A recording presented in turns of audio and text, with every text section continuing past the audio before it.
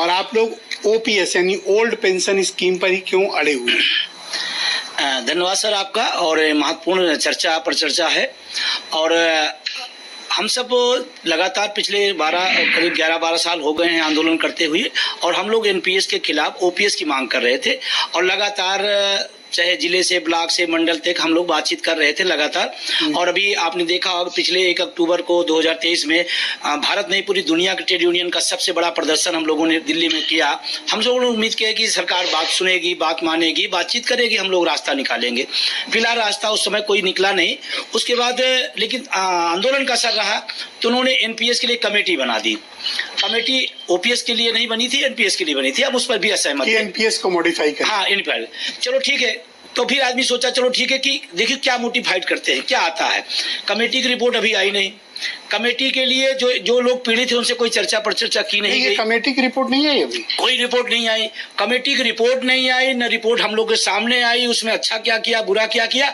और उसके पहले यूपीएस आ गया, मतलब कमेटी की रिपोर्ट। और कमेटी के जो चेयरमैन है, जो पूर्व वित्त सचिव कह लीजिए, आप कैबिनेट हो गए, शायद उस कमेटी का इनाम हमको मिलने के बजाय उनको मिल गया, वो कैबिनेट सचिव हो गए।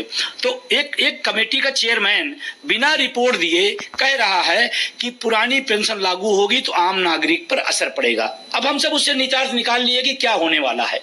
और जब यूपीएस आया तो हम लोगों ने सोचा हो सकता है कुछ बेहतर कर दिया हो। हम लोगों ने जो उसकी जानकारी लिया, अध्ययन किया, तो अभी तक जो निकल के आया है, क्योंकि अभी बहुत सारी चीजें आनी है, लेकिन अभी जो निकल के आया, पूरे देश का कर्मचारी जो एनपीएस पीड़ित है खुश होने के बजाय दुखी हो गया। क्यों? ऐसा क्यों? इसमें तो अश्योर्ड आपको पेंशन दे रहे हैं ना जी। तो कह रहे थे ये तो एनपीएस से भी खराब है, ये यूपीएस एनपीएस से भी खराब है। अब मैं बता रहा हूँ ये शोर इन्होंने क्या क्या किया है। हमारा 10% उसमें जाता था, 14% सरकार देती थी, उसका 60% हमें राष्ट्र में वापस होता था, 40% के पेंशन देती थी। एनपीएस की व्यवस्था सरकार की थी, जिसका हम लोग तब भी विरोध। इसमें क्या है? अब इसमें क्या है कि इन्होंने इसमें भी 10-14 है, 10-14 नहीं है, 10 हमारा रहेगा। और सरकार ने भी 18.5% कर दिया, मतलब 4.5% और बढ़ा दिया। देश के टैक्स पेयर का पैसा और 4.5% कंपनियों को देने की तैयारी कर ली। और चिल्लाया हमारे साथ रहा कि हमारे साथ हो रहा। इसमें देखिए, उसमें एनपीएस में 10% का पैसा, 14% का पैसा हमारे पास लौट के आता था एनपीएस में। हाँ, यूपीएस पूरा पैसा वापस आ जाता। हाँ, यस। और यूपीएस में जो 10% मेरा पैसा है वो भी नहीं आएगा। सरकार अपना भी पैसा रख लेगी और हमारा जो पैसा है वो भी रख लेगी। और एक उसमें लालीपाप दे दिया कि ये सोड हम देंगे। ये सोड क्या दे रहे हैं, इसको समझने वाली बात है, क्योंकि बहुत सारे लोग देश भर के देख रहे हैं। इसको समझने कि ये सोड क्या कर रहे हैं। कह रहे हैं कि आपको हम साल भर की सैलरी का औसत बेसिक निकालेंगे। अब ये देखिए बहुत टेक्निकल चीजें हैं।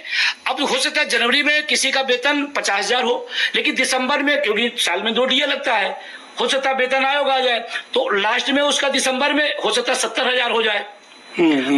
तो अब 50 और 70 के बीच का कभी 55 होगा, कभी 60 होगा, फिर उसका दोनों औसत। पुरानी में क्या था, लास्ट वेतन का बेसिक का 50%। अब औसत जब निकालेंगे तो 50 तो निश्चित रूप से कम होगा। और 10% हमारा मार भी लिया उन्होंने, मतलब उसी के नाम पे 10% हमारा जब्त कर लिया और उधर औसत निकाल के हमको दे दिए। तो इसलिए कहा जा रहा ये है। दूसरा इसमें आया, ये जो आपका 40% फंड रोकेंगे जी, इसी का औसत ब्याज 8% मान लें, वही तो आपको पेंशन में आएगा। नहीं, हम एनपीएस की बात करें, उसमें था यूपीएस में जो पैसा मेरा जमा होगा, जो सरकार का जमा होगा, वो सब सरकार का हो गया। मुझसे इंश्योर्ड के नाम पर वो भी छीन लिया गया। अच्छा, आपको कब वापिस होगा? मतलब वापस ही नहीं होगा। मतलब मैं कहना नहीं चाहता, बट मान लीजिए कि एम्प्लॉय की मृत्यु हो जाती है तो उसकी फैमिली को कुछ पेंशन मिलेगी, लेकिन वो फंड कब मिलेगा वापस? फंड नहीं है, फंड इसमें खत्म सर। अब फंड में बता रहा हूँ, गया जीरो। अब मैं बता रहा हूँ फंड, अब मैं बता रहा हूँ सर, ये बहुत महत्वपूर्ण चीज है। ये तो नहीं, ये देखिए, अब उसमें इन्होंने क्या कर दिया, इन्होंने कहा कि नहीं, वो बाद में आप जब रिटायर होंगे तो 6 महीने की सैलरी मैं आपको उठा के दे दूंगा। अब मीडिया में आ गया, दे देंगे हम एक मुश्त देंगे। अब मीडिया में आ गया, लोग वाह वाह बहुत अच्छा सरकार ने निर्णय ले लिया।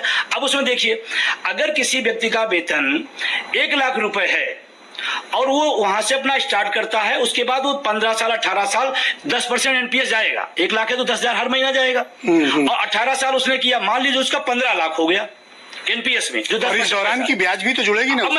हम अभी मूल की बात कर रहे हैं। 10,000 के हिसाब से भी अगर गया, मान लीजिए 18 साल में उसका 15 लाख हो, 12 लाख मान लेते हैं, 12 लाख हो एनपीएस में, जो हमारा पैसा, हमारी कमाई का, हमारी तनख्वाह का पैसा गया उनके पास। अब 12 लाख रुपए रख लेंगे और लास्ट के 1 लाख सैलरी हमारी रहेगी, तो 6 महीने के 6 लाख हमको वापस कर देंगे। मतलब गजब का तमाशा है।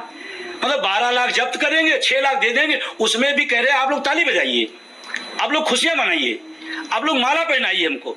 आपको मैं सर बताना चाहता हूं, इतनी बड़ी योजना अगर आती है जिसको ऐतिहासिक बताया जा रहा, देश के कोने कोने में कर्मचारी ढोल बजाता मिठाइयां बांटता। क्या रिस्पॉन्स है? एक आदमी, एक कर्मचारी इस बात को लेकर और संशकित हो गया। पर ट्रेड यूनियन लीडर्स मैंने देखा चीफ प्राइम मिनिस्टर से मिले थे, कुछ लोग प्रेस भी कर रहे थे इसको। अब प्रेस इसलिए मैं कह रहा हूं कि मैं इसलिए बात कर रहा हूं कि जब एनपीएस लागू हुआ तब भी तमाम सारे लोग जो ओपीएस ले रहे हैं उस एनपीएस की भी तारीफ किए। आज वही लोग हैं जो ओपीएस ले रहे हैं वो यूपीएस की भी तारीफ कर रहे हैं। एक भी एनपीएस जो मजे ले रहे हैं ओपीएस के, उनके लिए ठीक है। Yes sir. एनपीएस का एक व्यक्ति, आप सोशल मीडिया उठाइए, हम लोग पोस्ट डाल रहे हैं, एक लाइन लिख रहा, no NPS, no UPS, only OPS. ये पूरे सोशल मीडिया पर पूरे देश के तो आप लोग को स्वीकार नहीं है और आपका आंदोलन जारी रहेगा? बिल्कुल आंदोलन जारी रहेगा और हम पुरानी पेंशन लेकर रहेंगे और पुरानी पेंशन हमारा अधिकार है। साथियों, इसी प्रकार की अपडेट्स और जानकारी के लिए हमारे चैनल से जुड़े रहिए। अगर आपने अभी तक चैनल सब्सक्राइब नहीं किया हो तो प्लीज पहले चैनल सब्सक्राइब कर लो और पास में जो बेल आइकन उस ऑल पर सेट कर दे ताकि आपको हमारा नए वीडियो नोटिफिकेशन प्राप्त हो पाए।